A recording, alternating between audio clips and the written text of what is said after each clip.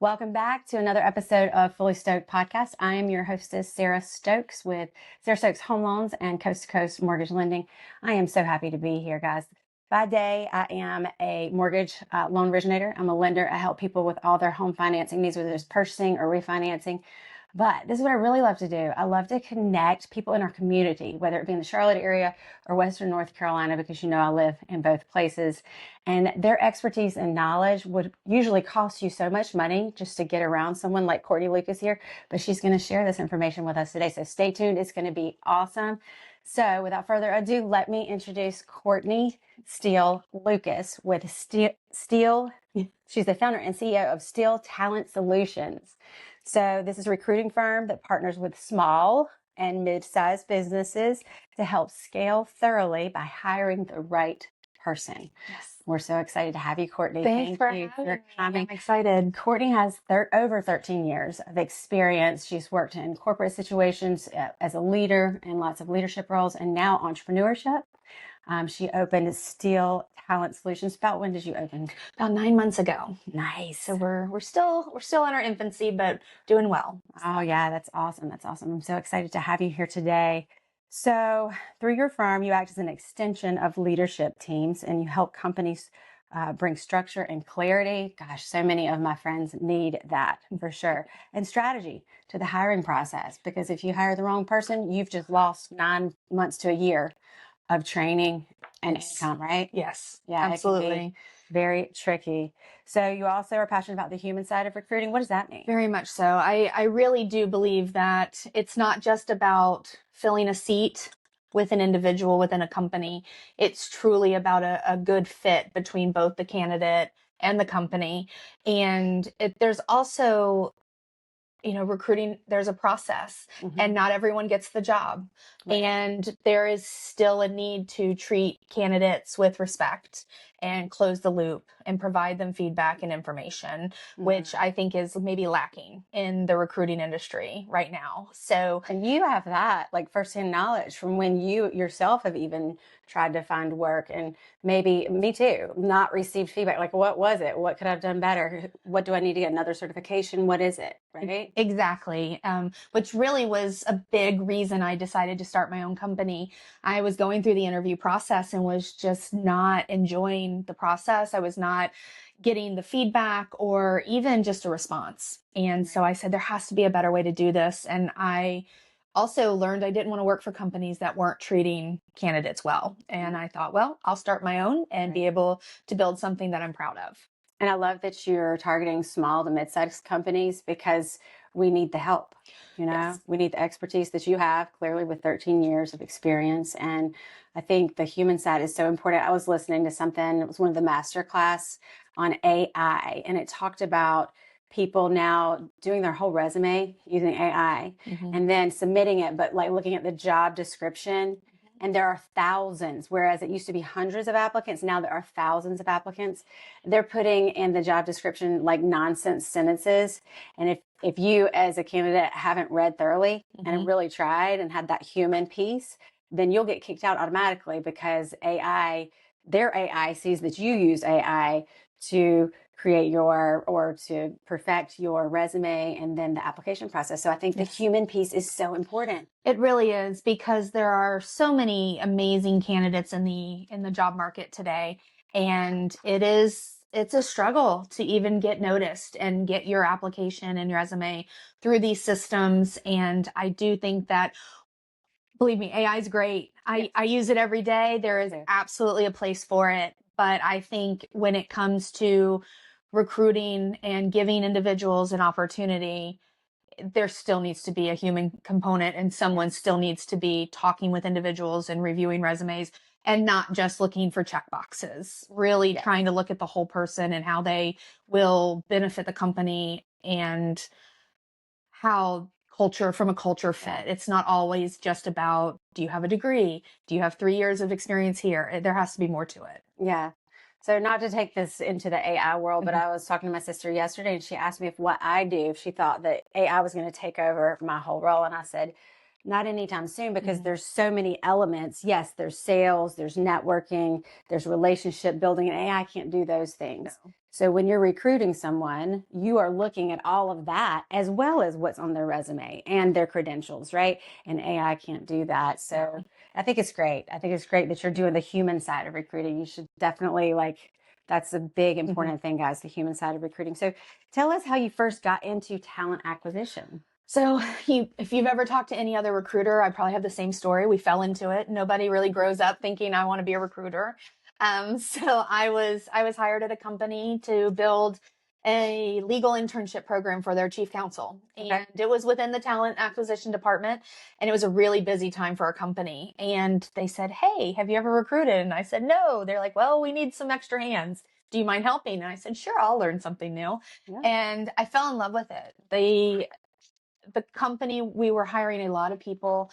It was at a time where we were hiring a specific skill set that had been laid off because of the '08, the housing crisis. So I was in third party mortgage vendor work. And so we were hiring so many individuals that had been displaced, and they were just so excited to get back into the industry that they knew and, just be employed again. Right. And so it was just such a great feeling, and I loved it. I thought, wow, this is amazing you can really help not only a company get, be successful by hiring great people, but you can really change someone's life by helping them to get a job. And so I just loved being just a small part of helping someone get a job. And so, yeah, just kind of by accident, and who knew that this is where it would lead. Right.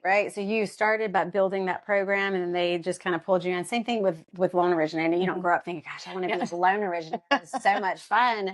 You just fall into it. But all right. So at what point did you realize you wanted to start your own firm? Because you worked for other companies. I did. As a recruiter. Okay. I did. Yep. So initially I worked in-house within a talent acquisition department with a pretty large organization. And then I moved to a small agency, kind of a boutique firm based out of Manhattan, and was there for about 10 years. And unfortunately, for lots of different circumstances, the company needed to make some cuts. Sure. And I was wrapped up in a layoff in the end of 24. And was interviewing at companies and just really wasn't excited, and thought, you know what? I want to build something that I'm proud of. I want to build something where I control who I work with, how I treat candidates. And, I think there was always a seed in my mind growing up that I would love to own something of my own one day. My mom has owned her own company for 38 years and been very successful.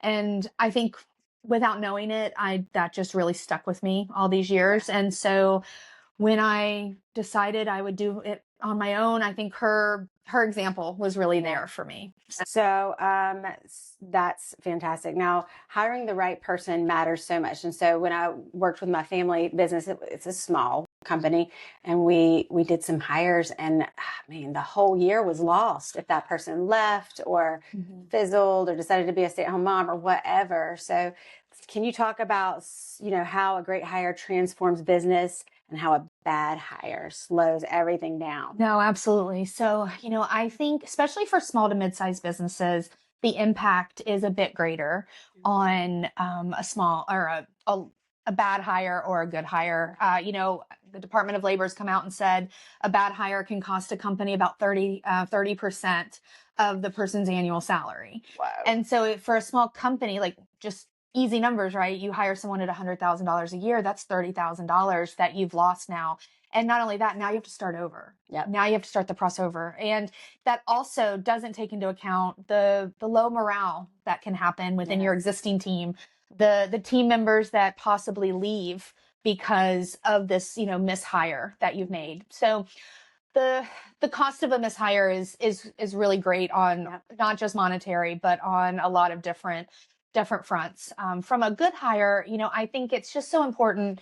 Any company, it's, you want to get it right. You want to bring someone in the company that is going to be a fit with everyone, that's going to add even, not just come in and be the same, but also add to the organization and bring a skill set that really pushes forward, revenue and growth. And I think for small businesses, especially, hires are one of the few things that really have an impact on revenue, growth and culture all at the same time. And so it's really important to get it right. So why do you think founders and owners try to handle it themselves if it's so important? They just don't know, right? So I think a lot of it's they don't know. I think there is kind of this thought, well, I can hire someone. I can throw out a job description and get some applications and just talk to people. Yeah. And sometimes you can, people do it all the time. I also think it's money. I think we all know that small businesses typically operate on a smaller budget. Yes, and so there's a lot of DIY that goes on, and not just recruiting, other functions from marketing to many different functions, because they're trying to be as frugal as they can until they get to a place where, they can maybe loosen the purse strings a little bit. Mm-hmm. Unfortunately, the amount of money that you would pay up front is so nominal compared to what you could lose by making a bad hire. Or gain. Exactly. Right. Exactly. Can I ask questions about my specific Sure. job? Okay. So it's just me. I'm like a realtor. Mm-hmm. And I'm my own brand. I work for a company. I hang my license there, but all of my leads are generated by me. Yeah. Mm-hmm. So, it's just me, and I need an assistant. I truly do. I've looked into a VA overseas. Okay. I've talked to a few different companies. I've talked with some friends about, hey, I know somebody who's interested, and mm-hmm. you could pay her this much an hour. And I'm like, well, I could do probably 20 hours a week, blah, blah, blah. But I guess I'm just scared to pull the trigger on either one of those, because I like data. I like research. I like statistics. I like to know, like, why should I hire this person? And my girlfriend's like, have you called her yet? And I said, no. And I need to, mm-hmm. because if she's a good hire, it could help me grow my business. Right. But if she's a bad hire, then I think I'm just scared. Yeah. It's a hard, right? Especially because if it is your own, it's your reputation, it's your brand, it's your money that you're going to be paying this person. And it's also uncomfortable if it doesn't work out to have to admit that and have to then maybe say to the person, I'm sorry, this isn't working out, or it causes you even more stress and then you end up doing more work. So it is definitely a stressful situation for, anyone to hire someone and bring them into the company. Because honestly, until the person comes in, you don't know if they're going to be a good fit or not until they actually are there. But I would say, the best way to do it is truly sit down and understand what you need and figure out really great questions to ask. Try and figure out ways to get to the idea of what their personality's like, if that's going to fit with you. Use AI. It's great. It's a great tool for those types of things. And just really have an in-depth conversation. And at the end of the day, if they answer all the questions right, go with your gut. And sometimes you do kind of have to, almost like going out on your own, taking a leap of faith. Sometimes you kind of have to take a leap of faith on a person. And, see, the other thing I would say that I think some people also have a problem with is they might get someone in their company, but they don't fully give them expectations or give them enough information to do the job well. And so I would say, if you're going to be bringing in someone right off the bat, give them expectations. Tell them how you want things done, because if you don't, then they're never going to be able to meet your expectations. That's good. It's really good. So you got to be organized up front. Yes. So now, how would it look if I hired you to find someone to work for me? Can you find someone for 20 hours a week, or do you have like requirements where it needs to be a full-time position, et cetera, et cetera? So typically I do work on kind of full-time, mid-level professional and higher roles. However, I'm definitely, part of what I love to do is help people as well. So if someone in my network is looking for someone and I could help them, I absolutely would be able to do that. And, whether that's just helping you identify qualifying questions, helping spread the word, reviewing some resumes for you from the very early onset, and then only giving you a certain amount. Because that's another thing I've noticed, that a lot of small businesses, like you mentioned early on when we started talking, there's so many applications nowadays because people can put in a job description and they can say, create a resume. And so you've got all of these resumes that you're going through, and that's time consuming. And you're best suited to be out there building your business, not looking at resumes. So I'm thinking how you could help the single business owner like me, or a realtor friend of mine, or an insurance provider who just wants to hire someone part-time. So that's a lot of my network, my single seat groups, and not all of my other networking groups are like that, but that's a majority of a lot of them. So we're not mid-size, we're very, very small. So would you be interested in, and just think about this, I'd say yes on camera, but doing like a workshop, like for someone like me, here are some key questions, or here are some things you should think about. And, it could be 30 minutes, 45 minutes, whatever, and just give us the sort of the guidelines on how to do what we do. And then that would save you time. Yeah. Right? Yeah. And that would help you when we grow to be at a place where we could get your services. Absolutely. I would love that. I would love to, kind of share some insights and just some tips to help, because I know if you've never done it before, some people think recruiting is pretty easy, but once you start it, it's a lot. And so, yeah, I would love to be able to teach a little bit of, process and have individuals put a process into their system in order to really hire well and fair. And that way you're treating every candidate the same. That's great. I would love to do that. I'm going to write that down for sure. Thank you. Perfect. All right. So many companies don't have an internal recruiting infrastructure because they're too small. We've already talked about that several times. What most companies, what do they get wrong in the hiring process? I would say probably the biggest thing is their rush to hire. Yeah. So they've put it off because it is a lot, and they have a lot of other things that they're focused on. And so until it becomes really painful, they don't start the process. And then when they finally do, it's immediate, and you need someone yesterday. And so unfortunately, people tend to then, the first warm body that looks somewhat good, they bring on. And a lot of times that just doesn't fit, and it doesn't meet the needs. And then you've got that mishire, like we talked about, and the cost to, not just financially, but your team morale is great. Absolutely. When that happens. Absolutely. So what does it mean when you act as an extension of the leadership team? How does that look? Yep. So I basically come in and really, speak with the founder or the hiring manager and learn about the business, where they're looking to be, what this person's position in that process looks like, what 30, 60, 90 days looks like, what they're really looking for, what are their non-negotiables. And then I handle all of the applicant, applications.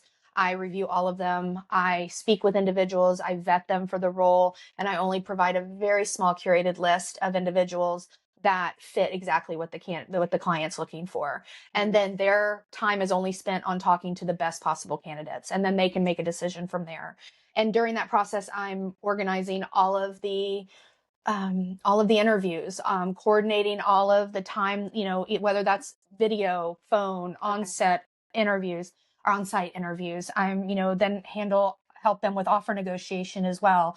And the whole time really just kind of managing the candidate's expectations as well, keeping them informed in the process, providing feedback. And that way, all the hiring manager needs to do is talk to a few people and then make a decision. Oh, that's great. I can see how that would be incredibly helpful. Absolutely. For a mid-sized company, for sure. Yes. All right. So you talk about the best recruiters. They think about careers and company culture, not just filling roles. What does that mean, company culture? So I think it's just what individuals are looking for in the individual. I know, like, one of the clients I'm working with right now, they're looking for individuals that are no ego. They want team players. They want hands-on. Oh, yeah. And so that was something very important to them. And so those are the types of questions that I work into my conversations and try and understand the person, not just from their resume, not just checking boxes, but trying to understand if they truly are going to be a culture fit. In the organization. Do you ever look at things like DISC assessments, or do you ever do any of those assessments, or if they offer them? If the client wanted them done, absolutely. I would absolutely administer those and receive the results and add that into their client or their candidate profile. Right. That hasn't come up just yet, but yeah, absolutely. I think that for some companies, those are really good. Mm-hmm. I don't think it should be used to disqualify individuals, but I think it's a good way to understand a person a little bit better when you're bringing them in, and maybe how they need to be managed or how they need to be provided information. So I think any type of information you can get to help the employee succeed is a really good thing. Okay, so now let's talk about people who are looking for other careers, maybe, or maybe they could be, should be, would be looking for different careers if they had a little coaching. So, what should people do when they feel stuck in their career? A lot of people, you say, have outgrown their jobs because maybe, but change it feels very risky. So, what tips do you have for them? No, absolutely. I mean, change is risky. It can be, but it's also a little exciting. And so I think that for I was unfortunately laid off, so I didn't really have this opportunity. But if I could go back, I think what I would have done is started to explore other options while I was still employed. And whether that's if you're going to go out on your own and start your own company, start trying to figure out what that looks like. I actually have networked with a number of individuals who are what they call kind of half in, half out. And so they're still fully employed with their organization, but they know they want to do something different. Yeah. And so they're having conversations, they're putting feelers out. They may even be doing some side work and kind of helping to build a network of clients so that they have that structure and, that foundation before they actually quit their job and move into full-time being an entrepreneur. Yeah. Which I think is a fantastic idea because most people don't have, a savings that can float them for 6 to 9 months and they need the insurance or whatever the reasons are that keep you at your job. But I think it's good to kind of start thinking about what you want, read some books, listen to podcasts of other people who have taken the leap and just talk with your network and try and figure out if there's a market for what you want to do. If there is, how do you get into it and start laying that foundation before you leave your job? That's great. So your network, that's a really important thing. So your network, you're in a lot of different networks, right? Yeah. So you're just networking. That's how we met, just a common friend or networking contact. I believe it was Lou. I think so. Connected us, and I'm so glad she did. So that is really important. If you don't have a network and you want to explore other opportunities, get in a networking group. Check it out, right? Yeah. And it's easier than it sounds. So I've been in Charlotte for about 10 years, but for 9 of those years, I worked fully remote for a company up in Manhattan. And so I didn't need a professional network. It was not something that I needed. So when I decided to start my company, I said, oh goodness, I really need to start meeting people. I need to figure out where to find these other professionals and entrepreneurs that I can network with and help, because I really did want to build my business on relationships and networks and not just a bunch of cold outreach. Absolutely. And so it's possible if you're wondering, well, I don't know anyone, everyone at these events are in the same boat. They're trying to meet people. They're trying to grow their business. And so many of them are just so wonderful and willing to share resources and advice and will have coffee with you. And so it's scary, but it's not as prohibitive as you think if you don't already have a big network. Yes. So you're invited to come to one of my networking groups the first Tuesday of every month. We have an open networking meeting. I was telling you about it earlier. It's at the Central Union Church of Christ. Okay. It's just, they're so kind to let us use their enormous facility. It's got all the great AV equipment and tons of seating and tables. And the first Tuesday is an open meeting. So it's unlocked. It's called the UC Now, Union County Network of Women Unlocked. And we have great speakers. So April 7th is the next open meeting. Sabrina Winters is going to be there. This will go out after April 7th. But if you want to check the website, you can go to myucnow.com. You can see who will be speaking the first Tuesday, and you're welcome to come. And of course, I've invited you personally because you meet as many people as you can, and maybe we can do a workshop with that group. Absolutely. There's other groups. There's Women Trusting Women out of the Charlotte area. There's Thrive, WNC, Women's Entrepreneur Network out of the Asheville area. There's the No, it's nationwide. The Beauty Boost is a fantastic one too. There's all kinds of great. The Scout Guide is a really great one too. But anyway, if you need some tips or anything on networking, feel free to reach out. And it's really not as scary as you think, because everybody there is there for the same reason. Yep. It's just they're feeling the exact same way you are. And that was something I had to learn. I had to say everyone else is feeling the same way. So just go in and just be yourself. And I think as long as you're authentic and you're yourself, the connections will just happen. So that leads me to my next point here is like sometimes discomfort often leads to growth. And you've said putting yourself out there is part of your growth journey, right? So Yeah. are you naturally an extroverted? I think most people would probably think I am. I think as I've maybe even gotten a little older, I've become a little bit more introverted. Yes, me too. Yeah. Because I think when I was young, I don't know if I just had no fear. I'm not sure what that was. But yeah. And so, working for a company for 10 years, working fully remote, not having to go out and about, I got very comfortable. And so, and I think that was another reason I really wanted to start the company, is that I realized I wasn't growing as a person. I wasn't changing. And I was like, I really want to enjoy learning again. I want to enjoy meeting new people and get kind of back to where I felt like the person I was before. And so it can be tough walking in and intimidating to walk into a room where you know absolutely no one, and just walking up to someone and introducing yourself and shaking their hand and asking what they do, and then selling yourself in return and saying, this is what I do, I'd love to talk with you. Yes. It can be a little uncomfortable because you never know how it's going to be received. Right. But like I said, most people are there for the same reason. Right. And they are just appreciative that you showed up and are honest and authentic. And, most people just really like to meet new people as well. That's true. Yeah. So what advice would you give someone who knows they need to make a change, but they feel afraid to take the leap, whether it's because they're a little introverted or because they just don't want to leave the job that they've been secure with for so many years? What would you say? I would say definitely talk with the people that you trust the most, get that support. Support, I think, is, especially if you're a little hesitant and you're a little nervous to do it, having that support network, whether it's a spouse or a partner or a parent or a friend, can kind of give you that extra boost. And so I think seek out those individuals that will give you, good advice, and honestly, just do it. That sounds really strange, but let's do it. No, just find an event. Maybe it's one that has wine, and that makes you feel a little bit more relaxed. Or maybe it's a early morning with coffee, so you have something to do with your hand.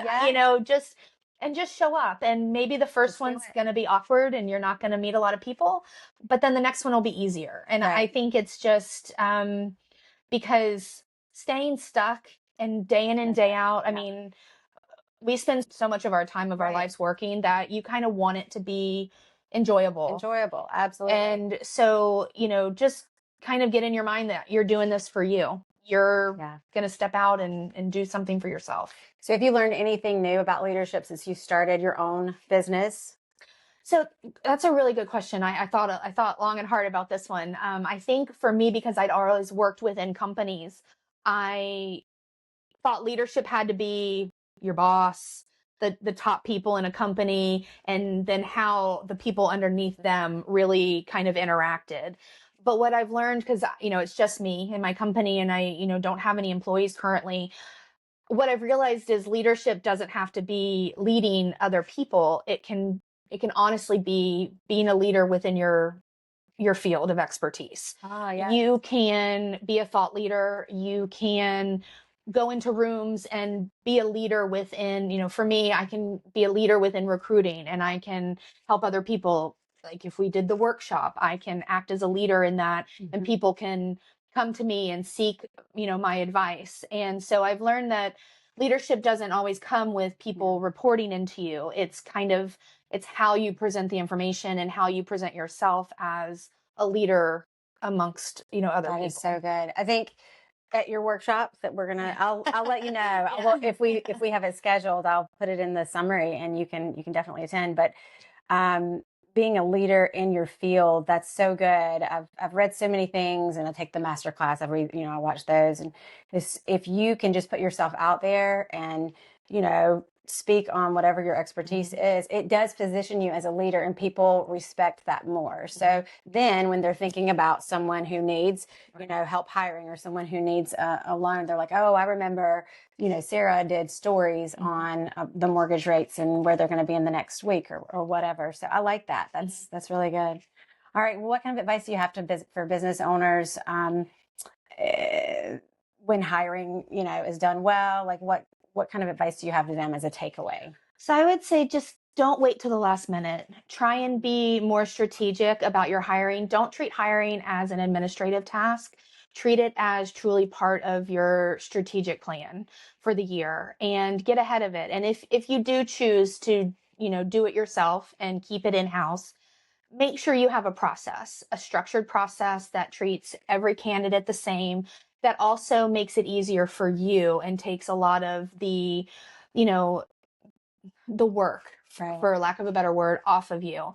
But I would also say, because it's so important to treat it as a strategic aspect within your organization, seek outside expert level help, outsource it. It's the price you're paying up front, you will get back tenfold by allowing you to focus on your business and continue to grow the business and do what you do best, while having an expert help you with the hiring. And then hopefully, you put in that great person that will be there for, for years, and you never have to then fill that role again. Okay. So if someone wanted to hire you or talk with you about how you could help them, do they reach out to your website, email? What's the best way to get in contact with you? Either way, email is perfect. Courtney at steeltalent.com. My website is steeltalent.com. It gives a little bit more information about myself, about my services, about my philosophy in recruiting. I'm also on LinkedIn. You're welcome to, reach out to me there. But yeah, there's many ways you can get in touch with me. So. Okay, great. And they can find out more on your website about the costs and the way that you structure fees. The way that fees would be, we would have a conversation about that. Gotcha. So depending on everything, right? There's so many variables. It would be hard to exactly. That's a thing that I really wanted to provide. I didn't want a one size fits all. I really wanted to meet companies where they're at and provide flexible, because there's going to be some companies that only want a part of the process, or they want this, or they want that. And I'm completely willing to kind of adjust what I provide to give them the best service. So just for me, because I'm very green at this, what is the process? If you could just give me the overview of like just your basic process, like how does that work? And you said maybe some companies would just want part of the process, not the whole thing. So, if you wanted the nuts to bolts, so first would be a conversation, kind of learning about the opportunity, and then I could create a full job description for you, in coordination with the hiring manager. I would then post the job on LinkedIn. There's other sites that we could post on as well, which would, incur separate pricing, but there is a LinkedIn post is included in the fee. I would receive all applications that are submitted and review them for, kind of initial qualifications. I would have conversations with those individuals as well to truly vet them and make sure that they're qualified. And then each client receives a kind of a Google Doc that's tracking, gives them information about each candidate. It gives them where we are in the process, when the conversations are being had. I create an entire portfolio for each candidate that provides their resume, all of the answers to their application questions, and a synopsis of our conversation and how it relates to what they're looking for. Provide those all to the hiring manager. Once they decide who they want to speak with, then I help coordinate all of the interviews and run that process for them. And once they make that decision on who they want to hire, help with offer negotiations, and then with the handoff once the person hopefully accepts the job. Wonderful. Okay. That sounds very thorough. I like that. All right. Rapid fire questions. Wait, before we go do that, do you need to be in person to work with a company, or can you work online with someone who's, across the nation in California or in Western North Carolina? Does it matter? No, I work all over. I have clients in Texas. I have clients in Florida. So clients in North Carolina. So yeah, it's, recruiting is, very virtual. Yes, absolutely. All right. Fantastic. All right. So rapid fire questions. Best leadership advice you've ever received? I would say surround yourself with people that know more than you. So find other individuals, whether that's network, collaborators, whether that's people that work underneath you. Find the people who are truly subject matter experts in their field and trust them, and utilize, their their expertise to, really improve upon whether that's processes or, provide better growth for an organization, but really surround yourself by people who know more than you so that you can continue to learn. I love it. That is really great advice. Biggest hiring mistake you've seen companies make? Probably rushing, hiring the very first person just because you feel you need to put someone in the seat more than you're willing to wait to find the right person. Wonderful. I think that's the biggest. Wonderful. All right. What is one trait you have seen with great employees? One common trait. Yeah, I would say adaptability. I think, good. especially in small to mid-sized businesses, that some of them are still operating in a very like a startup mode, and things are changing rapidly. And so I think someone who can come in and evolve with the organization will have a lot. They'll be much more of a benefit to the company, and they'll have a longer tenure if they can, really kind of ebb and flow with the changes that happen in those types of organizations. Great. All right. One book or podcast that has influenced your career. So I would say there's two. So one of them, which I think is great if probably any entrepreneur, but specifically written for female entrepreneurs, is a book called This Won't Be Pretty by Cassandra D'Alicio. And she basically chronicles her entire first year of entrepreneurship and starting her company. And she provides the mistakes she made. She provides lessons learned. And I think it's well written. It's a great template for things you should do, from very practical things to more even emotional things. So it's a great overview. And then a book that I recently read within a mastermind group that I was part of was The E-Myth Revisited by Michael Gerber. So that had me looking at my place in my company a lot differently. The premise of the book is that just because you can do something doesn't necessarily mean you should own a company to do it. And so, a lot of people say, well, I do this well, so I'll start my own business. And, that was, I thought to myself, well, I've been recruiting for this long. I'm great at it. I can start my own business. Right. And so this book really forced me to step back and realize that there's way more to it than that.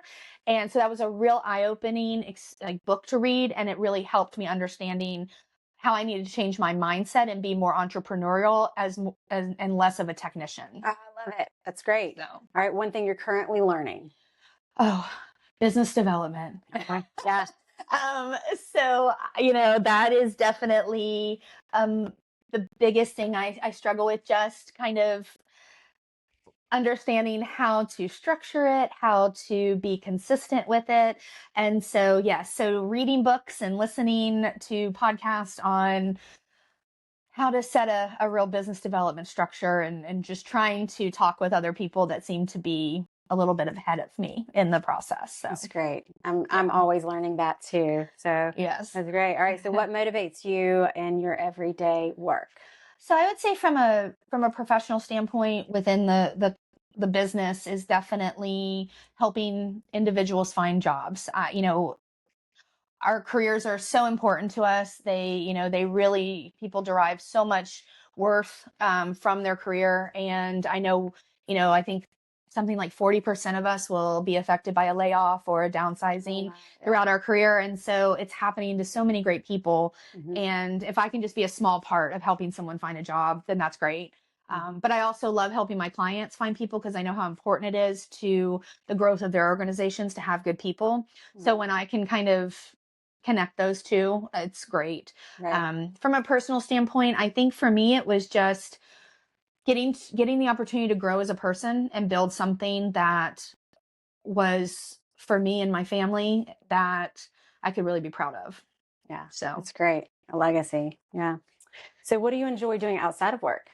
So spending a lot of time with my husband. We love to golf. I'm not good at it. Golf is a very hard game, but when you do make that one good shot, it kind of makes the whole day worth it. So, right. So we like to do that and watch sports. So nice. I think every golfer says that. Yes. Right? Yeah. Yep. All right. And what would people be surprised to learn about you? Probably that I play poker. What? Yeah. Actually, and technically, I guess you could say I'm technically a professional poker player. What? Because I've made money I've actually earned money by playing poker. So that's probably a big thing that people would not think of. Okay, I can't play poker with you. Okay. That's fantastic. That's so that's cool. Yeah. my one little hidden skill that Yeah. I enjoy. So. Well, this has been such a pleasure. I've learned so much, Courtney. Thank you for coming over and talking with me more. And I am going to see if we can put you on the calendar for a workshop. I would love that. Something Yes. really cool like that. And then once we get it set up, I'll put it in the summary here. Okay, perfect. And thank you for watching. Check us out next week. Thank See you. next time. Thanks. Bye. Bye.